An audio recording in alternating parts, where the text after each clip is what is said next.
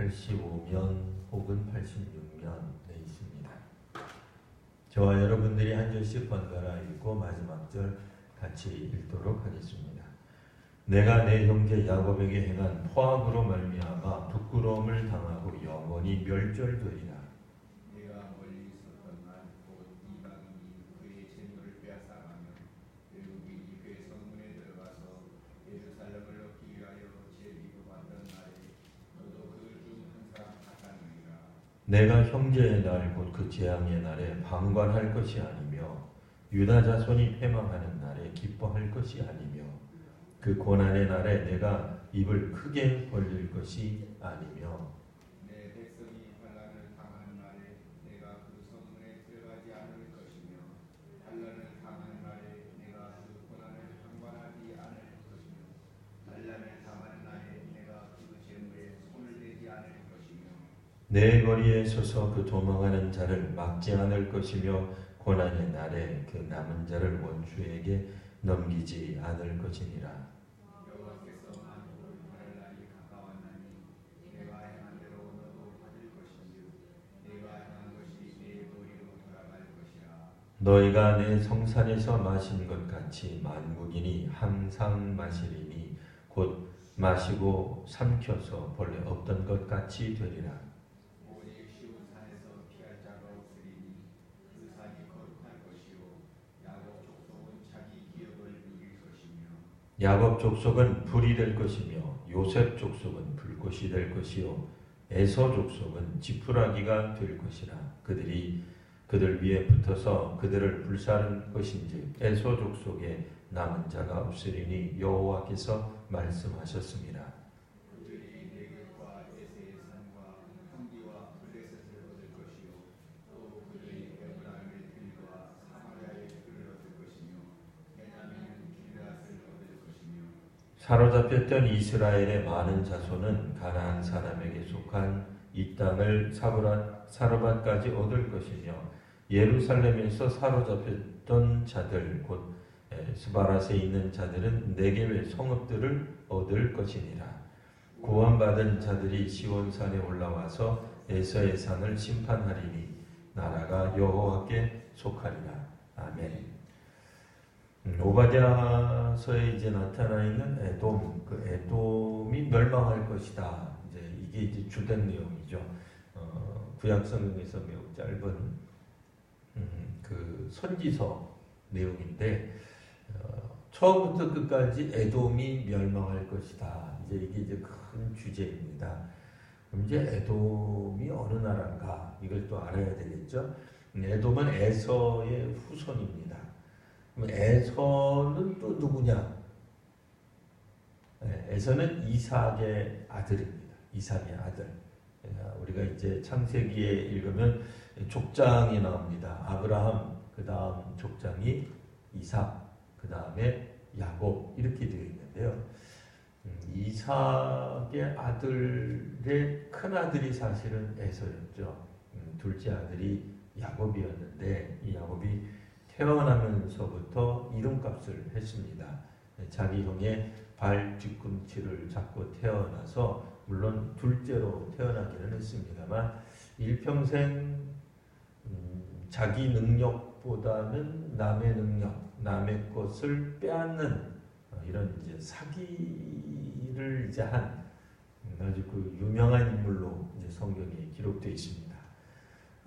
뭐 팥죽이라든지 혹은 자기가 잠깐 아버지의 먹을 것을 마련하기 위해 나간 사이에 동생이 복장이나 뭐 이런 것들을 이렇게 속여가지고 아버지에게서 복을 가로챈 아주 나쁜. 그러나 또 뭐 야곱 입장에서 보면 옛날에 형님이 나한테 장자권을 팔지 않았습니까? 라고 말할 수 있을지 몰라도 이삭이 이제 죽기 전에 앞이 잘 보이지 않기는 했습니다만 굳이 그 어머니와 함께 사기를 했던 거 보면 그 아버지를 이제 적극적으로 속이죠. 목소리도 뭐 혹은 자신의 어떤 털도 없는데 털이 있는 것처럼 한다든지 함으로써 아버지를 적극적으로 속였던 거 보면 단지 쭉으로만 장자권이 매매가 성립이 잘 안 됐던 것 같기도 해요. 뭐 본인은 야곱 입장에서는 뭐 또 억울한 측면이 있을지 모르지만 에서는 굉장히 화가 났고 사실 그 일 때문에 야곱이 삼촌 라반의 집에 이제 뭐 도망가게 되는 거죠. 야반도주하게 되는 겁니다. 그런 일로 말미암아 그 어머니는 자기가 이뻐하고 또 사랑했던 야곱을 그 이후로는 이제 단 한 번도 보지 못하고 야곱이 돌아오는 시간이 점점 늦어지게 되죠. 원래 예상했던 시간보다 훨씬 더 오래 지나서 왜냐면 자기도 야곱도 삼촌 라반에게 한번 속거든요. 속는 문제 때문에 또 재산 분배 문제 때문에 세월이 오래 물론 이제 그 입장에서는 좋은 부인도 얻고 또 재산도 많이 얻어서 금의환영한다 선 치더라도 어머니는 보지 못하고 어머니 입장에서는 또 그렇게 아들을 그리워하다가 죽게 되는 이런 장면이 나오는 거죠. 에서를 오늘 우리 입장에서 보면은 슬픔 당한 사람입니다. 고통을 당한 사람입니다. 동생한테 사기를 당한 오늘 우리식으로 말하면 트라우마가 있는 그런 사람입니다. 동생이 가지고 있는 소위 말하는 이런 사기성 발언에 그만 자기가 깜빡 속아서 자신의 장자권을 뺏긴 축복을 뺏긴 그러니까 우리로 말하면은 이제 사실 그가 족장이 되어야 맞는 거죠. 이삭 다음에는 에서 그 다음에 요셉 이렇게 가야 맞는 거죠. 근데 그거를 몽땅 다 빼앗긴 그런 족속이 되어버리고 맙니다. 물론 창세기에서는 에서가 야곱을 끝까지 미워했다 이런 표현은 나오지 않습니다. 아마도 에서 자신은 아버지의 뜻도 어머니의 뜻도 잘 헤아려서 자기 동생 야곱을 나중에 환대하는 모습을 보여주고 있습니다. 그러나 에서의 후손들은 그렇게 생각하지 않았던 것 같아요. 에서의 후손들은 아마도 역사를 공부하면서 지난날을 곱씹어보면서 이거 이 야곱의 후손들이 정말 못됐구나. 우리가 누려야 될 거를 자기네들이 누리고 있구나. 라는 생각을 했는지 모릅니다.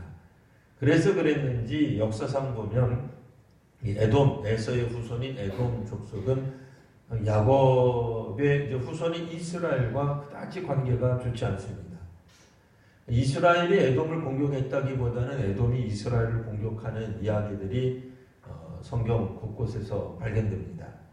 오늘 말씀에도 보시면 10절 내 형제 야곱에게 행한 포악으로 말미암아 에서가 직접 야곱에게 행한 건 아니죠. 에서의 후손들인 에돔이 야곱의 후손들인 이스라엘 사람들에게 행한 포악이 있었다고 얘기. 물론 역사적으로 보면 야곱이 먼저 잘못한 거 있어요. 그러니까 이제 에서가 먼저 잘못한 건 아니에요. 에서는 어떤 측면에서 보면 우직했어요.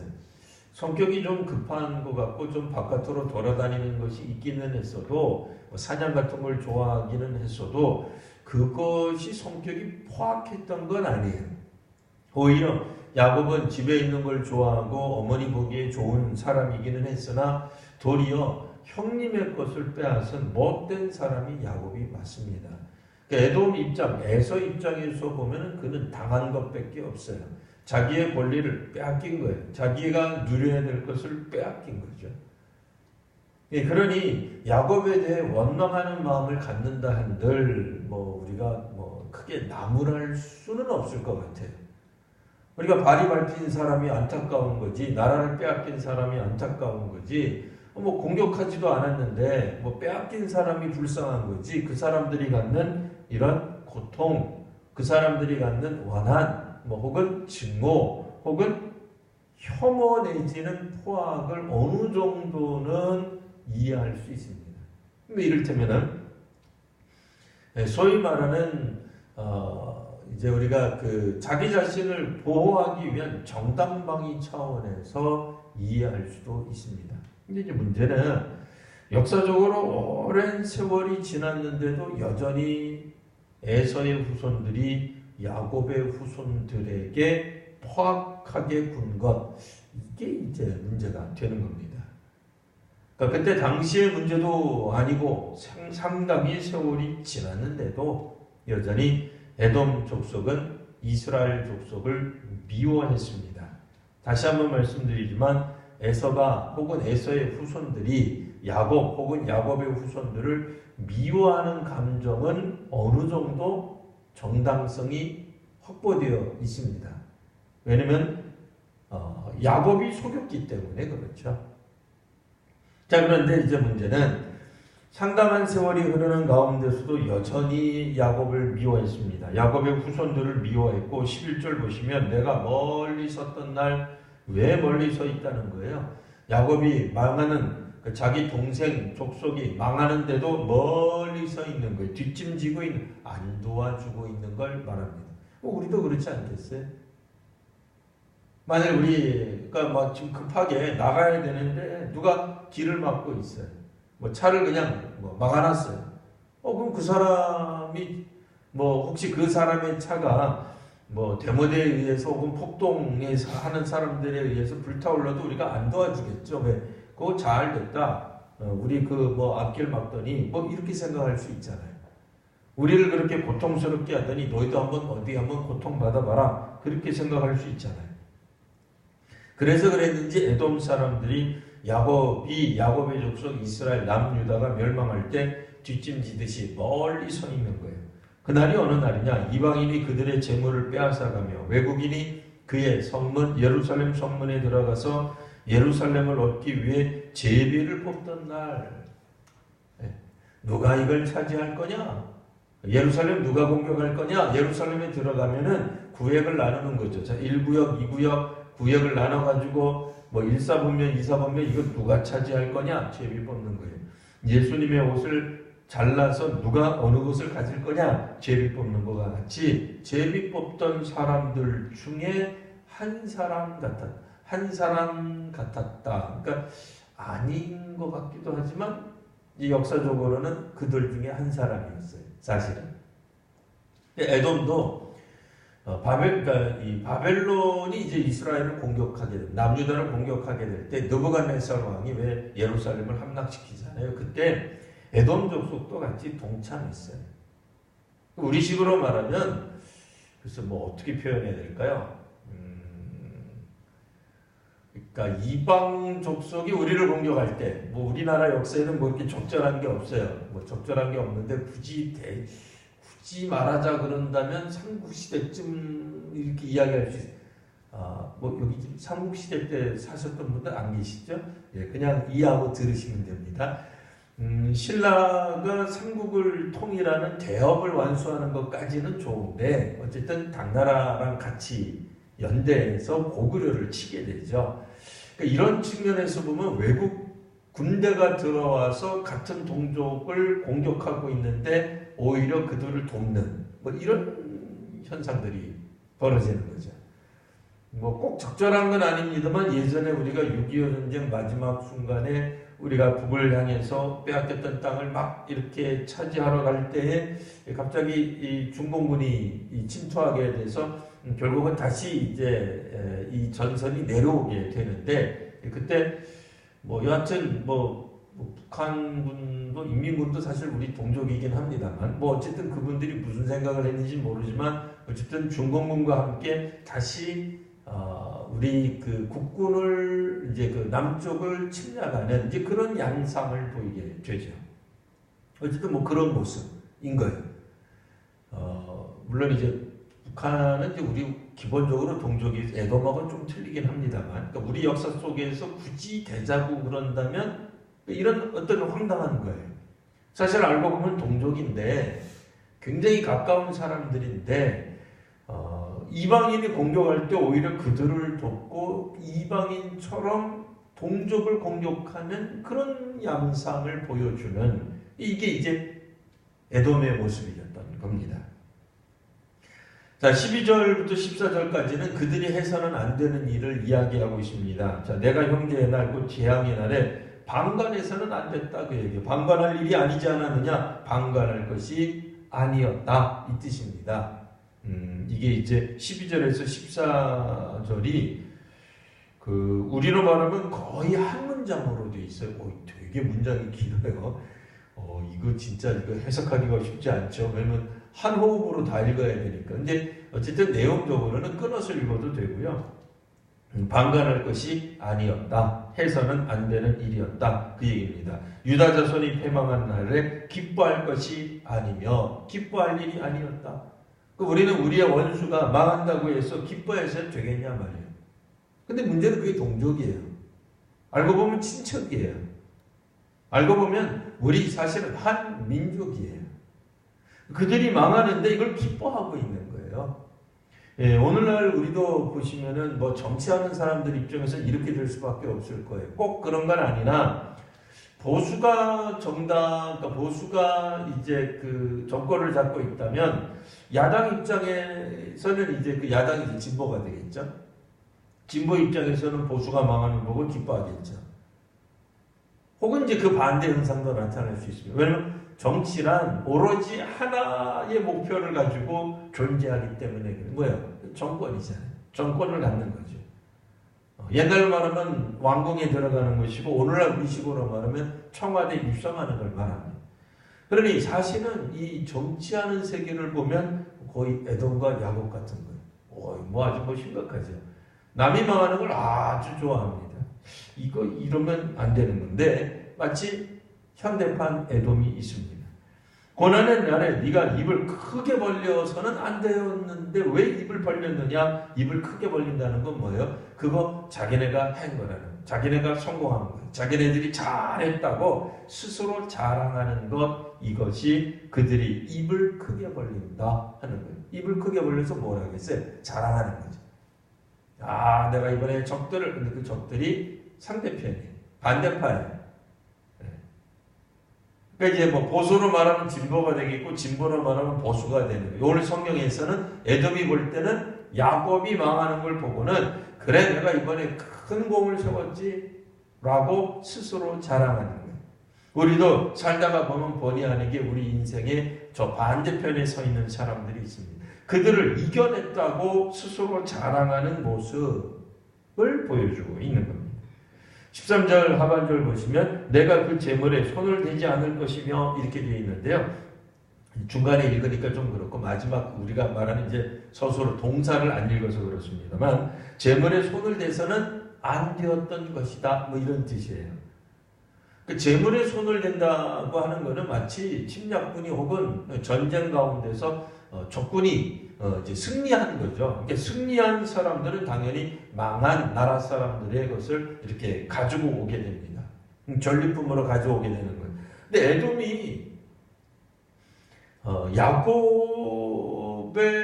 야곱을 이겨서 전리품을 갖고 가는 거는 이거는 같은 동족이 또 다른 동족을 이기고는 빼앗아가는 거하고 똑같은 거예요. 아주 이게 사실은 황당한 상황이죠. 14절 내 거리에 서서 도망하는 자를 막지 않았어야 된다. 막지 않을 것이며 막지 말았어야 된다. 그런 얘기예요. 그 동족이 오히려 도망하는 사람을 막지 않고 뭘 했겠어요? 죽인 거죠. 그들이 발견하고서는 원래 도망가는 사람은 안 죽여요. 원래 안 죽여야죠. 현대전에서도 도망하는데 뭘 죽입니까? 전쟁하는데 물론 항복은 아니지만 도망가는 거예요. 패전에서 도망가는데 거기다 대고 그렇게 그러니까 굉장히 화학했다 그 뜻이에요. 조금의 어떤 그런 자비도 베풀지 않고 아주 잔혹하게 야곱의 소위 말하는 이제 잔당을 완전히 그냥 쓸어버리는. 자, 그리고 나서 그 남은 자를 원수에게 넘기는 것, 이번에는 포로로 끌고 가거나 혹은 고발하거나 알려주거나 그렇게 함으로써 바벨론에 끌려가도록 이렇게 만들어주는 거죠. 어디 숨어 있다고 얘기해 주는 거죠.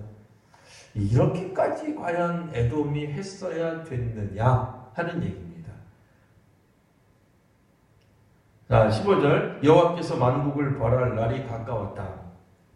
이스라엘만 멸망당하는 것이 아니었다. 그 얘기죠. 남유다만 멸망당하는 것이 아니라 만국도 이제 심판받을 날이 올 텐데 그 심판은 어떻게 받느냐? 15절 내가 행한 대로 너도 받을 것이다.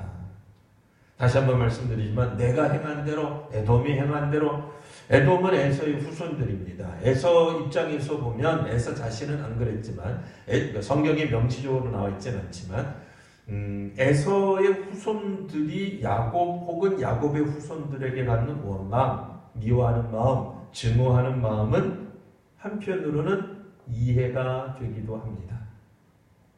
하지만 에돔이 한 것이 과연 정당할 것인가? 한번 생각해 봐야 되는 겁니다.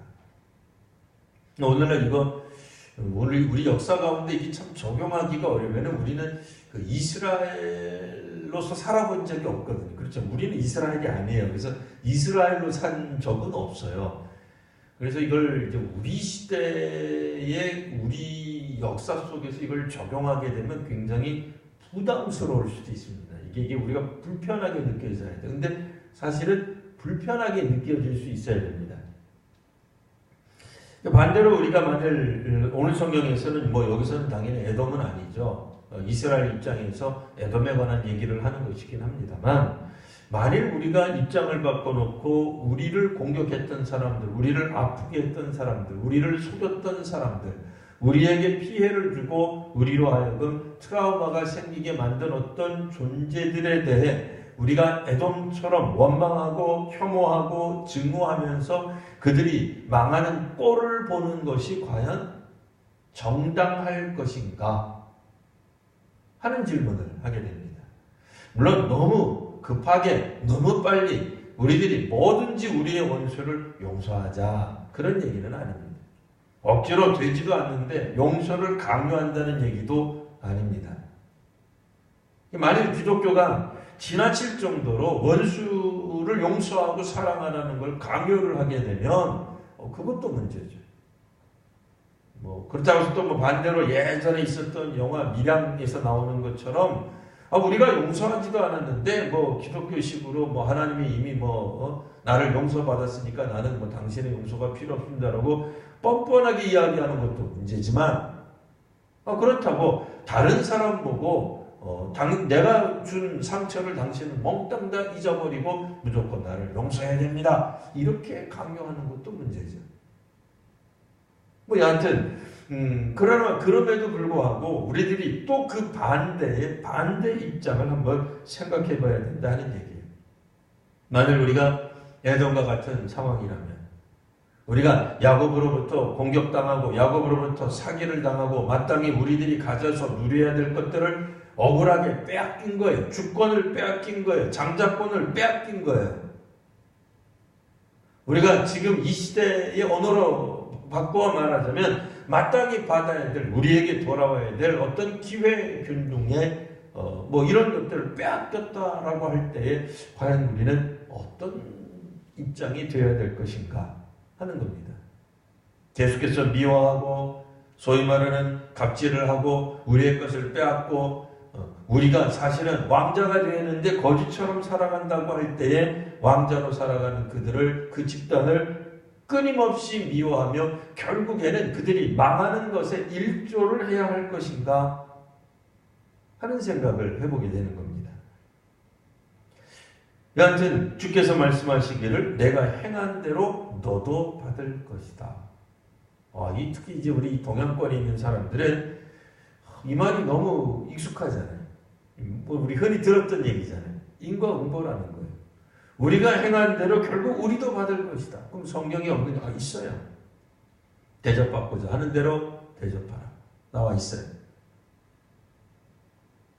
과연 우리는 어떻게 살아야 될 것인가? 우리가 행한 것이 때로는 우리는 우리 스스로는 정당할 수 있고 다시 한번 말씀드리지만 에돔 입장에서는 그들이 빼앗겼던 것을 되찾는 것일 수도 있겠습니다만 과연 악을 악어로 갚아도 되는가? 라고 질문할 수밖에 없는 것입니다. 16절 너희가 내 성산에서 마신 것 같이 너희는 에돔은 내 성산에서 거룩한 예루살렘을 짓밟고 거기서 축배를 들었다. 그 얘기예요. 왜 이겼으니까. 바벨론에 이겼으니까. 예루살렘을 멸망시켰으니까. 그때 에돔도 함께 그래 그 꼴 잘 됐다. 우리의 것을 우리의 권익을 빼앗은 너희들 잘 망했다. 라고 하면서 축배를 들었는데 그러면 만국인이 그와 함께 있던 만국인이 성산을 짓밟았던 만국인이 계속 마실 것이다. 성경은 참 어떻게 보면은 그 문학적 표현이 굉장히 어떻게 보면 좀 마음 아프게 쓰여져 있어요. 굉장히 이게 무슨 의미인지 이렇게 되는데요. 너희가 내 성산에서 축배를 들었지 그러면 계속 마셔라 그 뜻이에요.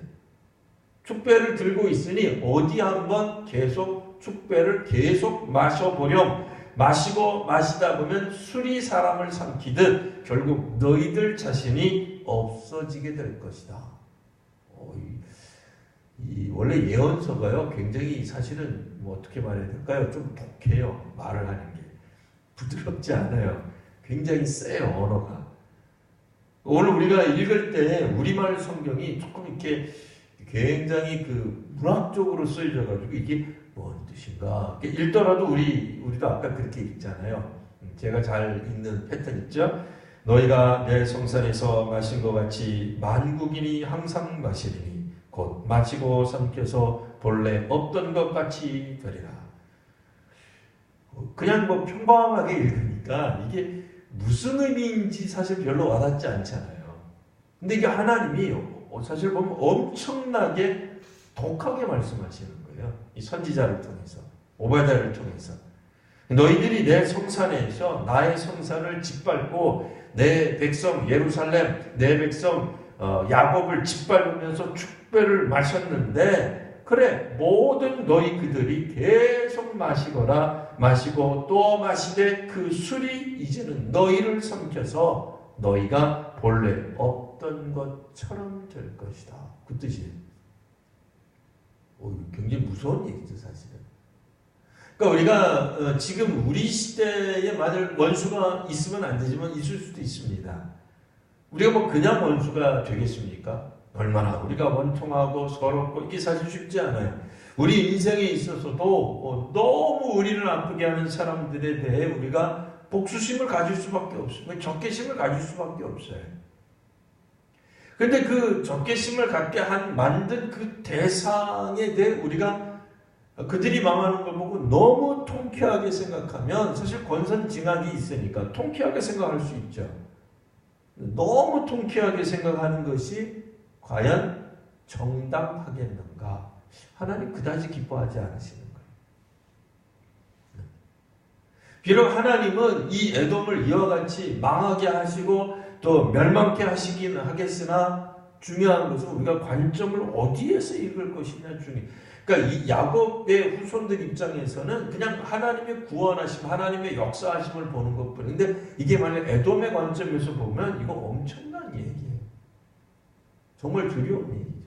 야곱의 입장에서 읽을 때는 하나님이 우리를 구원하신다는 거예요. 우리가 뭘 어떻게 해보겠다는 게 아니라 하나님이 우리를 구원하시고 그 구원하시는 하나님을 너희가 보게 될 것이다 라는 뜻도 됩니다만 문제는 이스라엘은 지금 당했잖아요. 바벨론에 의해 망했잖아요.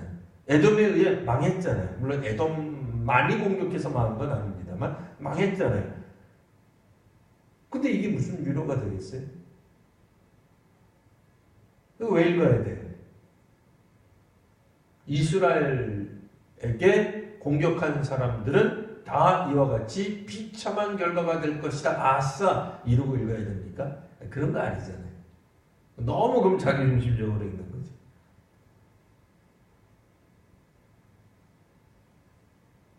자, 계속해서 보시면 17절 오직 시온산에 피할 자가 있을 것이다. 시온산이라고 불리우는 시온산, 여기는 이제 야곱의 후손 이스라엘 사람들이 구원을 받을 것이다. 그 산은 거룩하다. 여전히 거룩하다. 침노를 당하고 멸망을 당했어도 여전히 하나님의 백성들, 물론 이제 우리는 역사를 통해서 남유다 왕들이 그다지 경건하지 못했던 걸 압니다. 모르는 바가 아니에요. 예루살렘이 망하기 전 이스라엘 사람들이 왕들뿐 아니라 고관들, 그때 당시에 왕궁 중심의 어떤 제사장들, 선지자들, 심지어는 백성들까지도 얼마나 우상 숭배에 찌들었는지를 우리가 알고 있습니다. 모르는 바가 아니에요. 그러니까 바벨론에 의해 멸망당한 에돔이 합세해서 바벨론에 의해 멸망당한 예루살렘 성 사람들, 남유다 사람들이죠. 사람들이 결코 거룩하거나 깨끗하진 않았어요. 깨끗했다고 생각하시면 안 됩니다. 그렇지 않습니다. 그럼에도 하나님은 지금 무엇을 이야기하고 계시는가? 에돔을 어쨌든 지금 중심 주제를 잡고 있는 거죠. 에돔 너희들 망한다. 그 얘기하는 거예요. 에돔이 과거에 당했던 그 아픔을 우리가 모르는 바가 아닙니다. 당연히 알고 있습니다. 우리 모두가 다. 창세기를 통해서 우리 모두가 다 알고 있습니다. 야곱이 못된 사람이라는 건 다 알고 있어요. 그럼에도 에돔 편을 하나님이 들지 않으신다. 그러니까 왜 그러냐 말이에요. 야곱의 후손이 이스라엘이기 때문에 글쎄요. 에돔이 가진 이 증오감이 문제가 되는 거예요. 에돔이 갖고 있는 이 혐오감이 문제가 되는 거예요. 동족을 죽이는데 일조하는 것이 문제가 되는 거예요. 어떤 측면에서 보면 에서의 동생의 족속들이잖아요. 후손들이잖아요. 같은 종족이다 그 얘기예요. 같은 사람들이다 그 얘기입니다. 자, 야곱의 족속은 이제 망했지만 자기 기업을 나중에 누리게 될 것이요. 18절 야곱 족속은 불이 되고 요셉 족속은 불꽃이 될 것이다. 야곱의 아들이 요셉이잖아요. 야곱은 불, 요셉 족속은 불꽃. 그러나 에서 족속은 뭐예요? 지푸라기. 불 더하기 불꽃과 지푸라기가 다투면 누가 이길까요? 이건 뭐 보나마나 뻔하죠.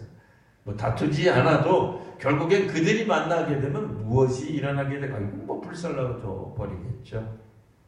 결국 에서 족속은 없어지게 될 것이다. 그러나 이제 사실 역사적으로는 한동안은 에서 족속이 남았죠. 에돔이 살아남았고 야곱의 후손들이 다 사라졌죠. 오히려 망했죠. 그러나 하나님은 그 반대로 말씀하십니다. 왜요? 나중에 에돔 족속이 멸망할 것이요. 오히려 야곱 족속, 지금 에돔이 볼 때 드디어 우리가 복수했다라고 생각하는 그 야곱 족속이 되살아날 것이기 때문에 그래요.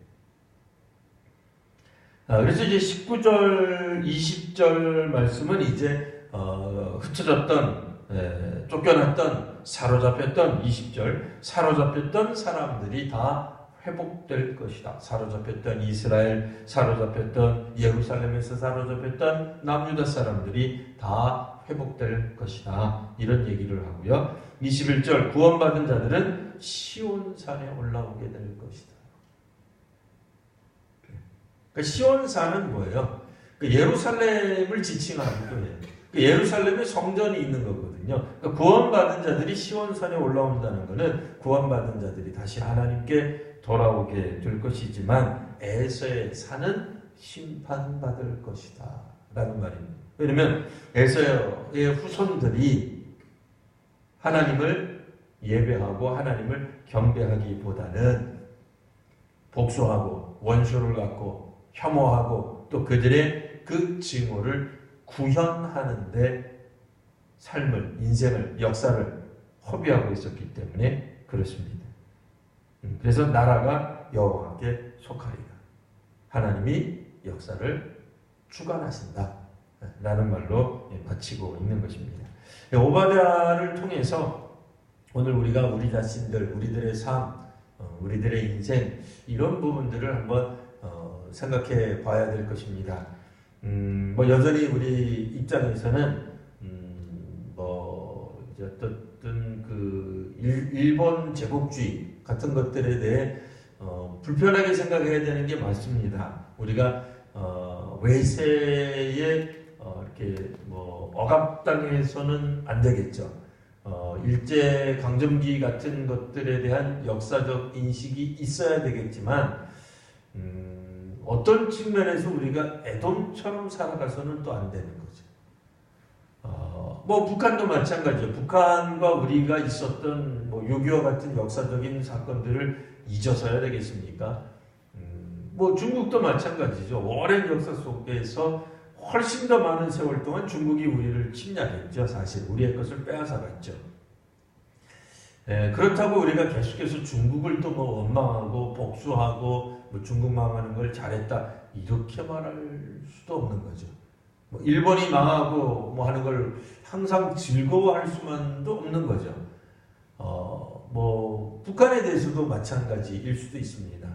뭐 나라로 말하면 이렇게 될 수도 있겠고, 뭐 혹 우리가 보수 진영에 속해 있다면 뭐 정치적으로 진보 진영에 있는 사람들, 혹은 그 반대의 경우도 있을 수 있습니다.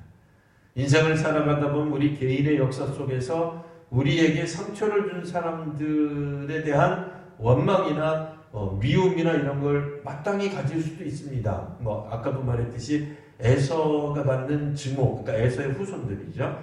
갖는 증오는 일부 정당하기도 합니다. 뭐 그들이 뭐 없는 역사를 만들어내서 야곱과 야곱의 후손을 뭐 억지로 미워한 건 아니죠.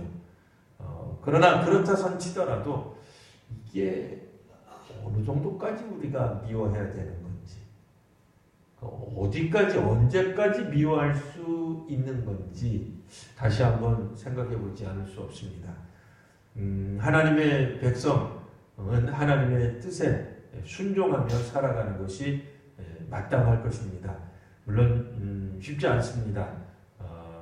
원수를 사랑하는 것을 억지로 강요할 수 있는 것도 아니고, 뭐 우리 스스로 되지도 않는 사랑을 하려고 하는 것도 문제고, 또 반대로 또 우리가 잘못을 했는데 우리에게 상처받은 사람들 보고 당신은 기독교인이니 무조건 우리를 용서하시오, 뭐 이렇게 또 요구할 수도 없는 거겠죠. 중요한 건 이제 우리가 우리 자신에게 적용하는 일이 중요할 거라고 생각합니다. 만일 우리가 이 성경에 나와 있는 에돔이라면이라는 그런 상상력을 한번 펼쳐보셔서 우리가 과연 어디까지 우리를 아프게 하는 사람들을 미워해야 할 것인지 한번 또 깊이 묵상해보는 오늘 하루가 되시기를 바랍니다.